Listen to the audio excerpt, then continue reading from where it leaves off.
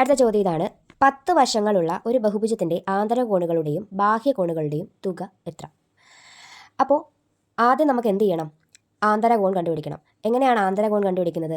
ആന്തരകോണുകളുടെ തുക, ആന്തരകോണുകളുടെ എല്ലാം കൂടെ എഴുതാൻ വയ്യാത്തതുകൊണ്ട് ആന്തരകോണുകളുടെ തുക എത്രയാണ്? എങ്ങനെ കണ്ടുപിടിക്കാം? ഒരു ഇക്വേഷൻ ഉണ്ട്, n-2 × 180. n-2 × 180. ഇവിടെ എത്ര വശങ്ങളാണ്? n എന്ന് പറഞ്ഞാൽ വശങ്ങളുടെ എണ്ണം. ഇവിടെ എത്ര വശമാണ്? 10 വശം. അപ്പം 10 - 2 × 180 ആണല്ലോ. 10 - 2 എന്ന് പറയുമ്പം 8 × 180 എന്ന് വരും. 8 × 180 എത്രയാണ്? 1440 ആണ്. 1440 ഡിഗ്രി. അപ്പോൾ നമുക്ക് ആന്തരകോണുകളുടെ തുക കിട്ടി. ഇനി നമുക്ക് കണ്ടുപിടിക്കേണ്ടത് എന്താണ്? ബാഹ്യകോണിൻ്റെ തുക. ഓക്കെയാണ്.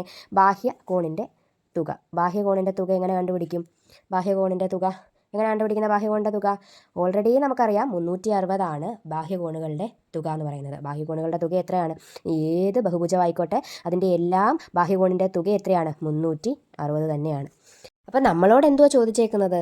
ആന്തരിക കോണുകളുടെയും ബാഹ്യകോണുകളുടെയും കൂടി തുക കണ്ടുപിടിക്കാനായിട്ടാണ്. അപ്പം ആന്തരകോണിൻ്റെ തുക അറിയാം, എത്രയാണ്? 1440. അതിൻ്റെ കൂടെ ബാഹ്യകോണിൻ്റെ തുകയായ 360 കൂടി കൂട്ടുക. അപ്പോൾ എത്ര കിട്ടും? എത്ര കിട്ടുന്നത്? 1800 എന്ന് കിട്ടും. 1800 ഡിഗ്രി. അപ്പോൾ നമ്മുടെ ആൻസർ എത്രയാണ്? 1800 ഡിഗ്രി.